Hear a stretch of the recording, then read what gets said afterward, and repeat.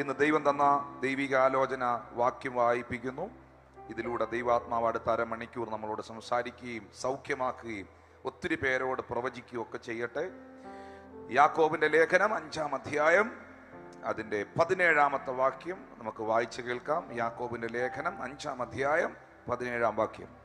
ഏലിയാവ് നമുക്ക് സമസ്വഭാവമുള്ള മനുഷ്യനായിരുന്നു. ഒറ്റ വാക്കിലാണ് എഴുതിയിരിക്കുന്നത്. ഏലിയാവ് നമുക്ക് സമസ്വഭാവമുള്ള മനുഷ്യൻ ആയിരുന്നു. മഴ പെയ്യാതിരിക്കേണ്ടതിന് അവൻ പ്രാർത്ഥനയിൽ അപേക്ഷിച്ചു. 3 സംവത്സരവും 6 മാസവും ദേശത്ത് മഴ പെയ്തില്ല. എന്നെ ബൈബിളിൽ ഒത്തിരി ചിന്തിപ്പിച്ച, ഒത്തിരി അത്ഭുതപ്പെടുത്തിയ ഒരു വാക്കാണ്, അല്ലെങ്കിൽ ഒരു വചനമാണ്, അല്ലെങ്കിൽ ഒരു ഇൻഫർമേഷനാണ് ഈ യാക്കോബ് 5:17. ഏലിയാവെന്ന് പറയുന്ന മനുഷ്യൻ, പ്രവാചകൻ, അഭിഷിക്തൻ, എനിക്കും നിങ്ങൾക്കും സമസ്വഭാവമുള്ള, നമ്മളെ പോലുള്ള ഒരാളായിരുന്നു. നമുക്ക് സമസ്വഭാവമുള്ള, നമ്മളും അദ്ദേഹവും ഏകദേശം ഒരുപോലെയാണ് എന്ന് പറഞ്ഞപ്പോ എനിക്കതങ്ങോട്ട് ഉൾക്കൊള്ളാൻ പറ്റിയില്ല. കാരണം ഒരു കൊടുങ്കാറ്റ് പോലെ ഒരു രാജ്യത്തിൻ്റെ മേളിൽ ദൈവം ഉപയോഗിച്ച അതിശക്തമേറിയ ദൈവിക പ്രവർത്തികൾക്ക് വേണ്ടി ദൈവം അഭിഷേകം ചെയ്ത ദൈവത്തിൻ്റെ അഭിഷിക്തനാണ് ഏലിയാവ്. ഏലിയാവിന്റെ ശുശ്രൂഷകൾ ചെറിയ നിലയിലല്ല വേദപുസ്തകത്തിൽ രേഖപ്പെടുത്തിയിരിക്കുന്നത്. ആ കാലത്തെ ഏറ്റവും ശക്തനായ, ദുഷ്ടനായ ഭരണാധികാരിയായ ആഹാബിനെയും തൻ്റെ ഭാര്യയായി മന്ത്രവാദം ചെയ്യുന്ന, അഭിചാരം ചെയ്യുന്ന ദൈവത്തിൻ്റെ അഭിഷിക്തന്മാർക്കും പ്രവാചകന്മാർക്കും വിരോധമായി നിൽക്കുന്ന ഇസബേൽ എന്ന സ്ത്രീയെയും നിലയ്ക്ക് നിർത്താൻ ദൈവം ഉപയോഗിച്ച മനുഷ്യൻ. ഒരിക്കൽ ഈ ഇസബേലും ഈ ആഹാബും കൂടെ ചേർന്ന് ഏലിയാവിനെ കർമ്മേൽ എന്ന മലയിൽ വെല്ലുവിളിച്ചു. എന്നിട്ട് ആ വെല്ലുവിളി ഇതായിരുന്നു: ഇസ്രായേലിൽ ജീവനുള്ള ദൈവം ബാലാണോ യഹോവയാണോ എന്ന് ഇന്ന് തെളിയിക്കാൻ പോവുകയാണ്. ആ വെല്ലുവിളി ഏറ്റെടുത്ത് ഏലിയാവ് എന്ന് പറയുന്ന പ്രവാചകൻ ആ കർമ്മേൽ മലമുകളിൽ ചെന്ന് നിൽക്കുമ്പോൾ താൻ ഒറ്റയ്ക്കേ ഉള്ളൂ. എന്നാൽ ബാലിന്റെ 450 പ്രവാചകന്മാർ അവിടെയുണ്ട്. ഇസബേലിന്റെ മേശയിൽ നിന്ന് ഭക്ഷിച്ചു വരുന്ന 400 അശേര പ്രവാചകന്മാർ അവരുടെ നടുവിലുണ്ട്. ആഹാബും ഇസബേലുമുണ്ട്. അങ്ങനെ 852 പേരൊന്നിച്ച് നിന്ന് വെല്ലുവിളിക്കുന്നു. ഏലിയാവ് ഇപ്പുറത്ത് ഒറ്റയ്ക്ക് നിൽക്കുന്നു. രാജ്യത്തിന്റെ ഭരണാധികാരിയും തന്റെ ഭാര്യയും ഉൾപ്പെടെ ബാലിന്റെ മേശയിൽ നിന്ന് ഭക്ഷിക്കുന്ന 450 ദുഷ്ട പ്രവാചകന്മാരും 400 അശേരയുടെ പ്രവാചകന്മാരും ഉൾപ്പെടെ 852 പേർ പ്രാർത്ഥിക്കുന്ന ഒരു അഭിഷിക്തനെ ഒരു മലമുകളിൽ നിന്ന് വെല്ലുവിളിച്ചിട്ടും ആ വെല്ലുവിളിയെ സ്വീകരിച്ചുകൊണ്ട് ഏലിയാവ് മുഴങ്കാലിൽ തലയിട്ട് മുട്ടയിൽ നിന്ന് ദൈവത്തിന്റെ മുഖത്ത് നോക്കി പ്രാർത്ഥിച്ച കാരണം കൊണ്ട് അശേരയുടെ 400 പ്രവാചകന്മാർക്കും ബാലിന്റെ 450 പ്രവാചകന്മാർക്കും ബാലെന്ന് പറയുന്ന പൈശാചിക ശക്തികൾക്കും ആഭിചാരം ചെയ്യുന്ന ഇസബേലിനും ഒരു കുഞ്ഞി വിരല് പോലും അവിടെ അനക്കാൻ കഴിയാത്ത നിലയിൽ ദൈവത്തിന്റെ മഹത്വം ഇറങ്ങി വന്നു എങ്കിൽ ഇന്ന് പകൽ ഈ ആരാധനയിൽ പങ്കെടുക്കുന്ന കുടുംബങ്ങളോട് ഞാൻ പറയുന്ന വാക്ക്: വിശ്വാസമുള്ളവൻ വിശ്വസിച്ചാൽ മതി, അത് അവർ അനുഭവിക്കും, അത് അവർക്കുണ്ടാകും. നീ ഒറ്റയ്ക്ക് നിൽക്കേണ്ടി വന്നാലും ഇന്ന് പകൽ പ്രാർത്ഥിക്കുന്നവനെ വിജയിക്കത്തുള്ളൂ എന്ന സത്യം ഇതിനകത്ത് ആത്മാവ് വെളിപ്പെടുത്തുകയാണ്. ആരൊക്കെ നിന്നെ വെല്ലുവിളിച്ചാലും, ഏതെല്ലാം ശക്തികൾ നിനക്ക് വിരോധമായി എഴുന്നേറ്റാലും, എത്ര പൈശാചിക ശക്തികൾ നിനക്ക് വിരോധമായി വാടകോരിയാലും, ആത്മാവ് നിന്നോട് പ്രവചിക്കുന്നു. വിശ്വാസത്തിന് വേണ്ടി, പ്രാർത്ഥനയിൽ, വചനത്തിന് വേണ്ടി ദൈവത്തിന്റെ കരങ്ങളിൽ ഏൽപ്പിച്ചു കൊടുത്ത് അറിഞ്ഞ വിശ്വാസത്തെയും ഏറ്റെടുത്ത ദൈവകൃപയും പ്രാപിച്ച അഭിഷേകത്തെയും ചോർത്തിക്കളയാതെ നീ ഉറച്ചു നിൽക്കുകയാണെങ്കിൽ, നീ സേവിക്കുന്ന ദൈവമാരെന്ന്, നീ വിശ്വസിച്ചവനാരെന്ന് ഈ 2026 നിന്റെ ഭവനത്തിന്റെ മേളിൽ, നിന്റെ സഭയുടെ മേളിൽ, നിന്റെ തലമുറയുടെ മേളിൽ, നിന്റെ ശുശ്രൂഷയുടെ മേളിൽ ദൈവാത്മാവ് വെളിപ്പെടുത്തും.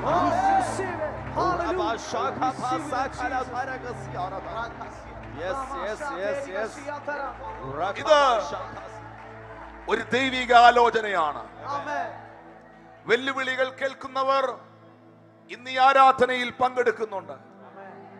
ഒത്തിരി പ്രതിസന്ധിയിലൂടെ പോകുന്നവർ ഇന്ന് ഈ പന്തലിനകത്ത് അല്ലെങ്കിൽ ഈ ചർച്ചിനകത്ത് എന്നെ ശ്രദ്ധിക്കുന്നുണ്ട്. ഞാൻ അവരോടൊന്ന് ആത്മാവിൽ പ്രവചിക്കുകയാണ്. ചില വെല്ലുവിളികൾ, ചില ചലഞ്ചുകൾ നിന്നെ തീർക്കാനല്ല, ചിലതൊക്കെ ദൈവത്തിന് തുടങ്ങാനാണ്. ദൈവത്തിന് ചിലത് തുടങ്ങാനാണ്. അടുത്തൊരു സീസണെ തുറക്കാനാണ്. അടുത്തൊരു സീസൺ ഓപ്പൺ ആകാനാണ്. ഞാൻ ഇന്ന് ഈ ഓൺലൈനിൽ കാണുന്ന എന്റെ പ്രിയപ്പെട്ടവരോട് സംസാരിക്കുന്നു. ഈ ചർച്ചിൽ ഇരിക്കുന്നവരോട് പ്രവചിക്കുന്നു. പ്രിയമുള്ളവരെ, നിങ്ങൾ ആരും ഫേസ് ചെയ്യാത്ത, ആരും കടന്നു പോകാത്ത ചില വെല്ലുവിളികളിലൂടെ, ചില യുദ്ധങ്ങളിലൂടെ, ചില ചലഞ്ചുകളിലൂടെ കടന്നു പോകുന്നെങ്കിൽ നീ തിരിച്ചറിഞ്ഞോ, സാരാഫത്ത് തുറക്കുവാനുള്ള, മരിച്ചതിനെ ഉയർപ്പിക്കുവാനുള്ള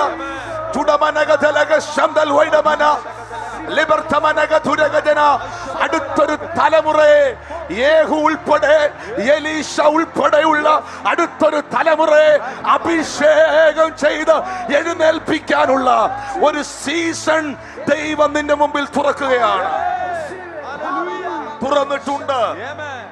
തുറന്നിട്ടുണ്ട്. ഞങ്ങൾ അതിന്റെ സാക്ഷികളാണ്. എൽഷദായി ചർച്ചും എൽഷദായി കുടുംബങ്ങളും അതിന്റെ സാക്ഷികളാണ്. ഞങ്ങളുടെ മുമ്പിൽ എന്തെല്ലാം പ്രതിസന്ധി വന്നിട്ടുണ്ടോ, ഏതെല്ലാം വെല്ലുവിളികൾ ഏറ്റെടുത്തിട്ടുണ്ടോ, ആ വെല്ലുവിളികൾക്ക് ശേഷം ഞങ്ങൾ ഇന്ന് വരെ കണ്ടിട്ടില്ലാത്ത, അനുഭവിച്ചിട്ടില്ലാത്ത വാതിലുകൾ ദൈവം ഞങ്ങളുടെ മുമ്പിൽ തുറന്നിട്ടുണ്ട്.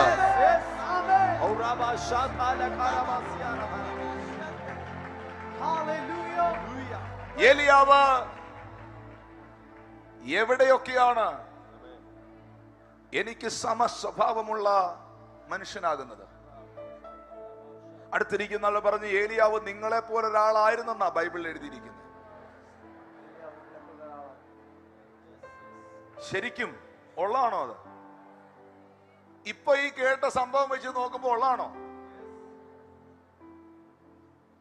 യോർദാൻ നദിയുടെ മുമ്പിൽ വന്ന് തന്റെ മുകളിൽ കിടന്ന അധികാരത്തിന്റെ, അഭിഷേകത്തിന്റെ പുതപ്പെടുത്ത് താൻ യോർദാനെ അടിച്ചപ്പോൾ യോർദാൻ രണ്ടായി വിഭാഗിക്കപ്പെട്ടു.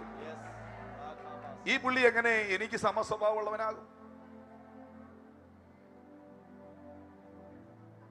ദൈവത്തിന്റെ ദൂതൻ ചൂരച്ചെടിയുടെ ചുവട്ടിലിരുന്ന ഏലിയാവിനെ തട്ടി ഉണർത്തി, ആത്മാവിൽ ബലപ്പെടുത്തി, അടയും വെള്ളവും കൊടുത്ത് ഊർജപ്പെടുത്തി സാരാഫത്തിലേക്ക് അയച്ചു. സാരാഫത്തിലെ വിധവയുടെ വീട്ടിലെത്തി. ആ ഭവനത്തിലെ ക്ഷാമം, ദാരിദ്ര്യത്തെ പ്രവാചകൻ മാറ്റി. ഈ ഏലിയാവ് എവിടെയാണ്, ഏത് കോണ്ടെക്സ്റ്റിലാണ്, ഏത് തലത്തിലാണ് എന്നെ പോലെ ഒരാളാണെന്ന് ബൈബിൾ പറയുന്നത്? എവിടെയാണ് എന്റെ സ്വഭാവവുമായി ആ മനുഷ്യന്റെ സ്വഭാവം കൂട്ടിമുട്ടുന്നത്? ഏലിയാവ് നമുക്ക് സമസ്വഭാവമുള്ള മനുഷ്യൻ എന്ന് പറയുമ്പോൾ വെറുതെ ബൈബിൾ പറയില്ലല്ലോ. അങ്ങനെയാണെങ്കിൽ പരിശോധിക്കണം. ഏലിയാവിന്റെ രംഗപ്രവേശനം തുടങ്ങി അദ്ദേഹത്തിന്റെ എൻട്രി തുടങ്ങിയുള്ള കാര്യങ്ങൾ പരിശോധിക്കണം ബൈബിളിൽ നിന്ന്. രാജാക്കന്മാരുടെ പുസ്തകത്തിൽ, 1 രാജാക്കന്മാരുടെ പുസ്തകം 17-ാം അധ്യായത്തിലാണ്, അതിന്റെ 1-ാം വാക്യത്തിലാണ് ഏലിയാവ് എന്ന് പറയുന്ന മനുഷ്യനെ കുറിച്ച് പരാമർശിച്ചിരിക്കുന്നത്. വായിക്കാം. എന്നാൽ ഗിലെയാദിലെ തിശ്ബിയിൽ നിന്നുള്ള തിശ്ബിനായ ഏലിയാവ് ആഹാബിനോട്, ഞാൻ സേവിച്ചു നിൽക്കുന്ന ഇസ്രായേലിന്റെ ദൈവമായ യഹോവയാണ് ഞാൻ പറഞ്ഞല്ലാതെ ഈ ആണ്ടുകളിൽ മഞ്ഞും മഴയും ഉണ്ടാകുകയില്ല. എന്നാൽ ഗിലെയാദിലെ തിശ്ബയിൽ നിന്നുള്ള തിശ്ബ്യനായ ഏലിയാവ് ദുഷ്ടഭരണാധികാരിയായ ആഹാബിനോട് ഞാൻ സേവിച്ച് നിൽക്കുന്ന ഇസ്രായേലിന്റെ ദൈവമായ യഹോവ. ഇവിടെ ഏലിയാവിന്റെ വംശാവലി രേഖപ്പെടുത്തിയിട്ടില്ല. നിങ്ങൾ മത്തായി സുവിശേഷം 1-ാം അധ്യായത്തിലേക്ക് പോയാൽ ഒരു വലിയ വംശാവലി നിങ്ങൾക്ക് കാണാം. നിങ്ങൾ ദിനവൃത്താന്ത പുസ്തകത്തിലേക്ക് പോയാൽ രാജാക്കന്മാരുടെ വംശാവലി കാണാം. പക്ഷെ ഏലിയാവിന്റെ അപ്പൻ ആരാണെന്നോ അമ്മയുടെ പേരെന്താണെന്നോ ഏലിയാവിന്റെ ഗുരുനാഥൻ ആരാണെന്നോ ഇതൊന്നും തന്നെ വേദപുസ്തകത്തിൽ എഴുതിയിട്ടില്ല. പിന്നെന്താ എഴുതിയിരിക്കുന്നേ? തിശ്ബയിൽ നിന്ന് വന്ന തിശ്ബ്യനായ ഏലിയാവ് എന്ന് പറഞ്ഞ എന്താ? തിശ്ബ്യ എന്ന് പറയുന്നത് ഒരു സ്ഥലപ്പേരാണ്. കോട്ടയത്ത് നിന്ന് വന്ന കോട്ടയംകാരൻ, തിരുവല്ലയിൽ നിന്ന് വന്ന തിരുവല്ലക്കാരൻ, കൊട്ടാരക്കരയിൽ നിന്ന് വന്ന കൊട്ടാരക്കരക്കാരൻ എന്നുള്ളതേ ഉള്ളൂ. തിശ്ബ്യയിൽ നിന്ന് വന്ന തിശ്ബ്യനായ ഏലിയാവ്. ഇതിനപ്പുറത്ത് ഒരു ഡീറ്റെയിൽസും ഇല്ല.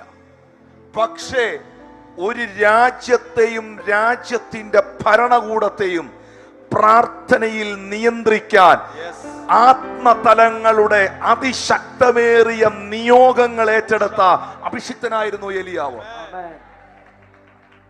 തന്റെ പ്രൊഫറ്റിക് ഡിക്ലറേഷനുകൾ, തന്റെ വായിൽ നിന്ന് വീഴുന്ന വാക്കുകൾ അസാധാരണമായിരുന്നു.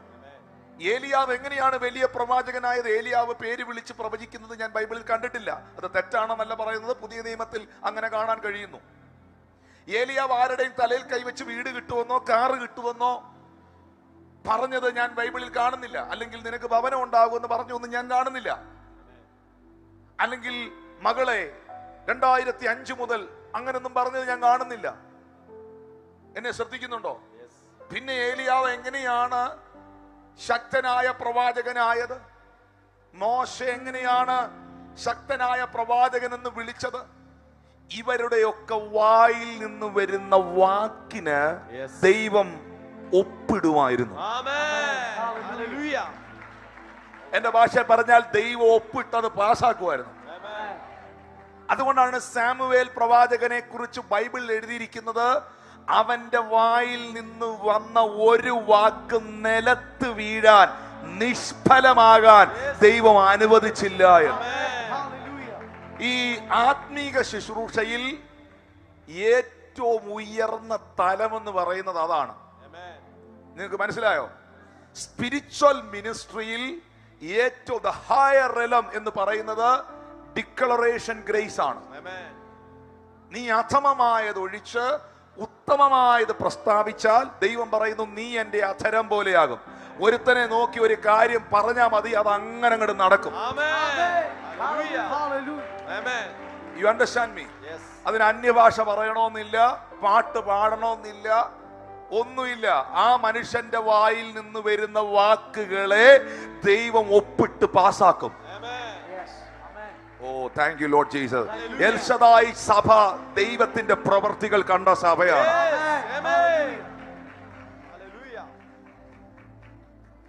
അതൊരു ഉയർന്ന തലത്തിലുള്ള ദൈവിക കൃപയാണ്, ഒരു വിളിയാണ്. ഏലിയാവാം അങ്ങനെ ഒരാളായിരുന്നു.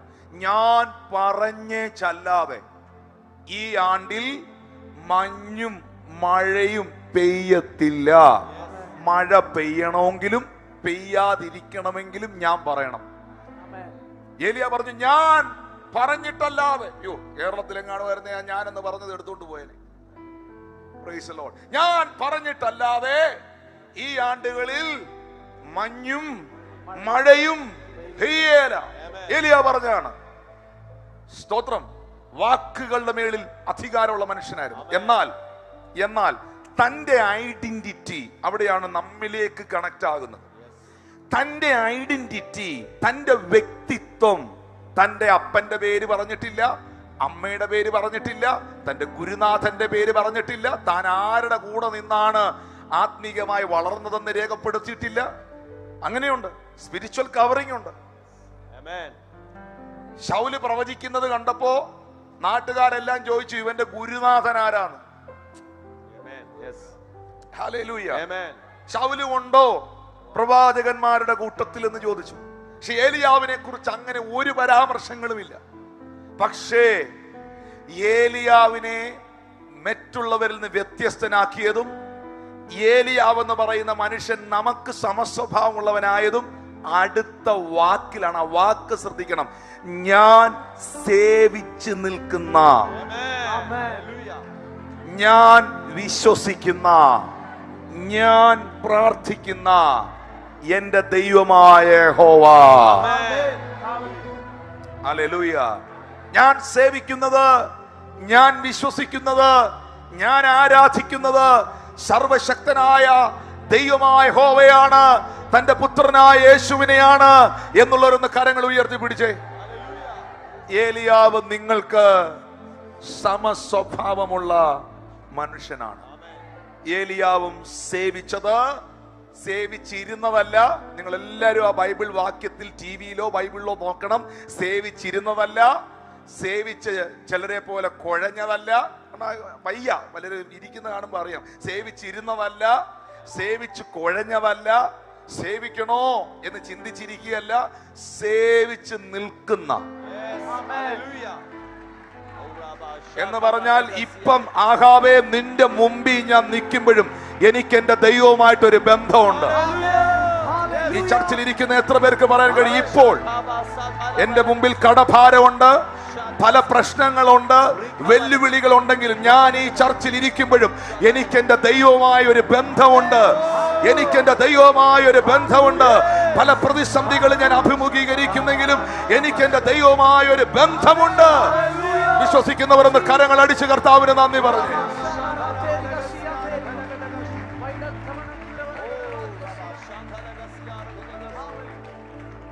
ഈ ദൈവവുമായി എനിക്ക് ബന്ധമുണ്ട്. ബന്ധമുണ്ടോ? ബന്ധമുണ്ടെങ്കിൽ എന്റെ പ്രിയ മക്കളെ, നിനക്ക് ഏത് ആഹാബിന്റെ മുമ്പിലും നിൽക്കാം. നിന്നെ ഇപ്പൊ തീർത്ത് കളയുമെന്ന് പറയുന്ന ഏത് ഇസബേലുമാരുടെ മുമ്പിലും നിനക്ക് നിൽക്കാം. ഞാൻ വീണ്ടും സഭയോട് ആവർത്തിക്കുന്നു, നിനക്ക് രാഷ്ട്രീയ നേതാക്കന്മാരുമായി ബന്ധമുണ്ടോന്നല്ല, നിനക്ക് ഇവിടുത്തെ ഗവൺമെന്റുമായി ബന്ധമുണ്ടോന്നല്ല, നിന്റെ ബാങ്കിന്റെ അക്കൗണ്ടിൽ 10 കോടി രൂപയുണ്ടോന്നല്ല, നിനക്ക് ജോലി ഉണ്ടോന്നല്ല, കാർ ഉണ്ടോന്നല്ല, നീ ബസ്സിലാണോ കാറിലാണോ ട്രെയിനിലാണോ വന്നെന്നുള്ളതിൽ ഇതൊന്നും ഒരു വിഷയമല്ല. നിനക്കിപ്പോഴും അഖിലാണ്ടത്തെ ചമച്ച ഈ ഭൂമിയെ നാസ്തികത്വത്തിന്മേൽ തൂക്കിയ നക്ഷത്രജാലങ്ങളെ പേർ ചൊല്ലി വിളിച്ച സർവശക്തനായ ജീവനുള്ള ദൈവത്തോട് നിനക്കൊരു ബന്ധമുണ്ടോ? ഉണ്ടോ? ഉണ്ടെങ്കിൽ നിങ്ങൾ ഏത് വിഷയത്തെ നേരിടും, ഏത് വിഷയത്തെ നേരിടും, ഏത് പ്രതിസന്ധികളെ നേരിടും. ഞാൻ പറയുന്നു, അതിനുള്ള ബലം ഈ കർത്താവ് നിനക്ക് തരും. യേശുവിന്റെ അധികാരമുള്ള നാമത്തിൽ നിന്നെ തകർക്കുമെന്ന് പറയുന്ന ഒരു സാഹചര്യങ്ങൾക്കും നിന്നെ തൊടുവാൻ കഴിയാത്ത നിലയിൽ